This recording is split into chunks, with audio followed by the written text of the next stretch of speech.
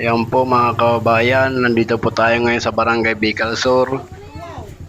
Nandito po ang iyaw-iyaw sa tapat lang ng Barangay Yul. Ayan mga kababayan, kaya kung gusto nyong makabili, punta lang kayo dito sa harap ng Barangay Yul. Ang may nagmamay-ari po si Teresa Asuncion. Ayan po. Marami pong namimili ngayon dito mga kababayan. Kabili po yung barbecue na dito kasi murang-mura. Masarap pa. Kaya mga kababayan, kung nais nyong bumili, gusto nyong bumili, punta lang kayo sa may harapan ng Barangay Yul. Dito nyo lang makikita ang pwesto niya. Yan po, maraming bumibili mga kababayan, dinudumog yan araw-araw.